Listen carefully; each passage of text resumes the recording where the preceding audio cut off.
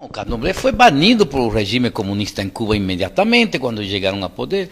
Começaram banindo o candomblé, detendo os pais de santo, os dirigentes religiosos nossos, e jogando eles em campos de concentração. E vários deles foram executados em esses campos de concentração, porque se negaram, inclusive dentro dos campos, se negaram a abandonar a prática religiosa deles. Eram momentos, realmente momentos horrorosos, em que estavam os campos de concentração, eram miles de pessoas, miles e miles de pessoas jogadas nesses campos de concentração. Eram pessoas do candomblé, e logo as pessoas dos movimentos negros. Quando Fidel Castro tomou o poder em Cuba, havia algo entre 530 e 550 organizações negras independentes, que constituían lo que podíamos llamar un movimiento negro o movimiento negro cubano. Todas esas organizaciones negras estaban defendiendo a populación negra contra ese racismo extraordinario que había en el país. Fidel Castro llegó y en 1961, no mes de junio, decretó a disolución de todos esos movimientos que él llamó de movimientos de racismo negro. Ele disse que falou que não ia permitir o racismo negro em Cuba. Decretou a cor cubana, né? E aí ele decreta que a única cor que vai existir em Cuba é a cor cubana. E a cor cubana qual era? A cor cubana é a cor do regime. Até hoje esse regime é branco, constituído por brancos espanhóis. Não por brancos de todas as etnias que existem em Cuba, não, brancos espanhóis. Então, essa é a cor que ele constituiu como a cor dominante de Cuba, do poder político. E claro, com outros, me insurgi contra isso. Me insurgi contra isso imediatamente. Apesar de ter a mesma visão naquela época, marxista e comunista que eles tinham. Porque eu entrei dentro do comunismo, no marxismo, quando eu tinha 18 anos. Não foi a Revolução Cubana que me levou ao comunismo. Eu estava no exílio quando a Revolução Cubana toma o poder. Eu entrei no marxismo, no comunismo, fora. Estava nos Estados Unidos, exilado, com minha família, durante toda a Guerra Civil, que tumbou o governo, derrubou o governo de Batista, e eles chegam ao poder. Eu realmente, quando chega Fidel Castro ao poder, aplaudi, mas foi o momento de minha maior adesão, foi quando eles decretam que a revolução é socialista, que a revolução é comunista. A partir desse momento, eu que era comunista, que era marxista, voltei para Cuba para integrar para essa revolução e esse trabalho. Porque eu era marxista, era comunista, nunca pertencia a um partido comunista. Porque sempre considerei que os partidos comunistas eram muito sectários. Que seja comunista trotskistas ou stalinista, que eram sectários. Então, eu nunca integrei um partido comunista. E, claro, o Partido Comunista Cubano nunca integrei. Então, minha família é parte desse partido. Nunca nem quis. Porque a minha visão dos partidos comunistas é que são partidos sectários. E quando eles tomaram o poder em Cuba, começaram a acabar, a fuzilar. Eram execuções. E o fato do que aconteceu a semana passada nos demonstra que mesmo em um país de direito, um país onde há que respeitar, eles são capazes de montar esse tipo de violência. Imagine que eles não fariam se eles tivessem um poder político aqui no Brasil. E é isso que está de manifesto nessa obra, Pichón, que vai sair dentro de 6 meses. Não há maneira que eles possam impedir que saia essa obra.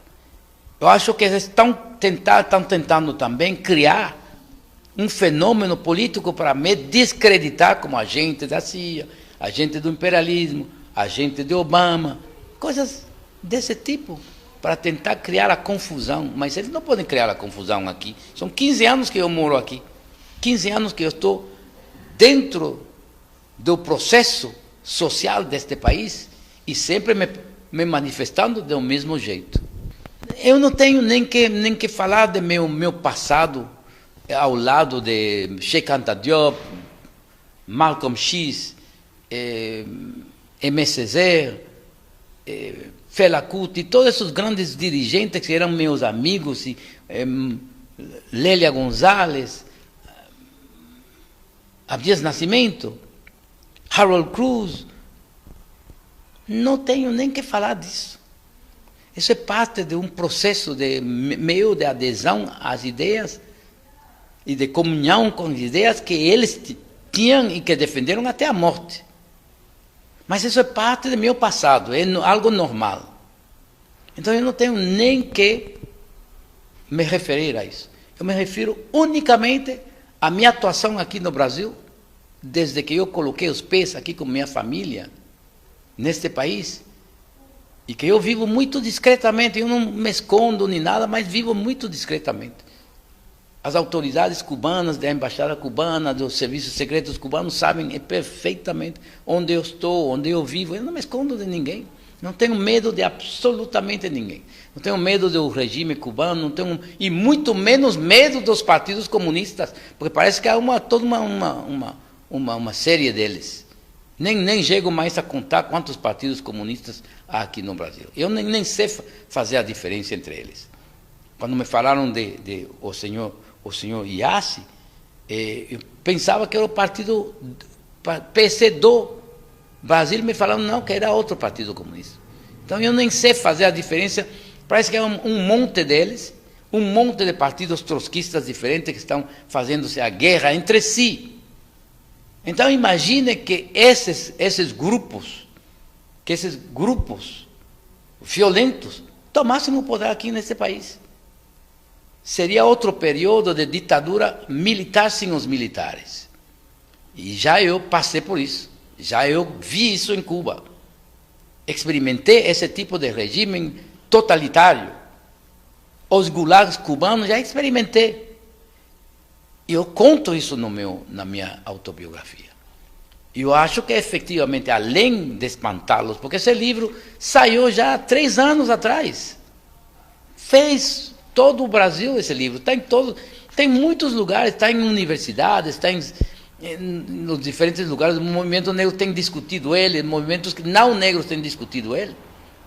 E é a primeira vez que efetivamente queriam levar essa discussão, que já tem sido feita fora da universidade, para dentro da universidade. Então eu acho que isso também está assustando. Então há várias coisas que estão assustando esses grupos violentos. Porque são grupos que se impõem somente através da violência. Eles não discutem, eles xingam, eles acusam, eles mentem, eles publicam mentiras, eles utilizam a internet, as novas redes sociais para sujar as pessoas, ou tentar sujá-las. No meu caso, eu não acho que eles possam, porque a história minha, uma história de vida, é impossível que eles possam sujá-la. O regime cubano não pode.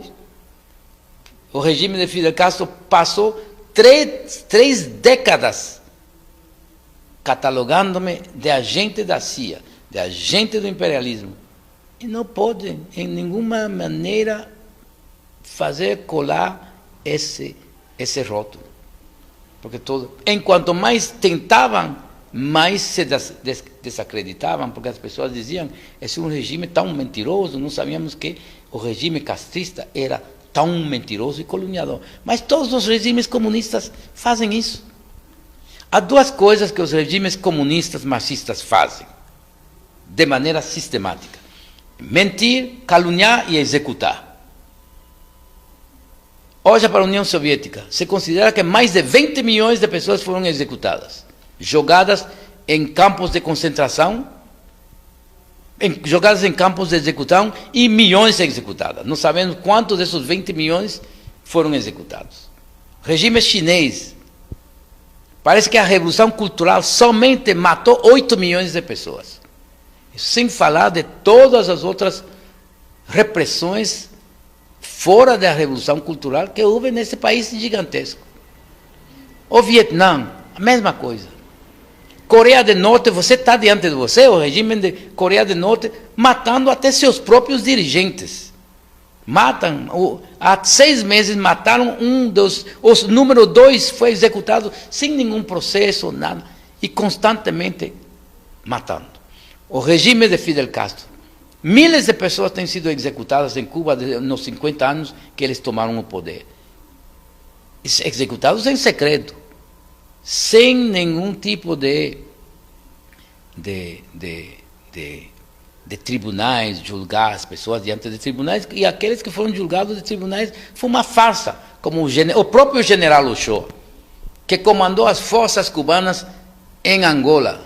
O próprio general cubano Ochoa, um dos generais mais respeitados e queridos pela população, eles executaram ele.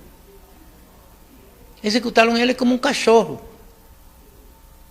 numa coisa totalmente sórdida em torno a um tráfico de drogas que se sabia que o governo cubano tinha organizado, o tráfico de drogas, para poder retirar divisas estrangeiras.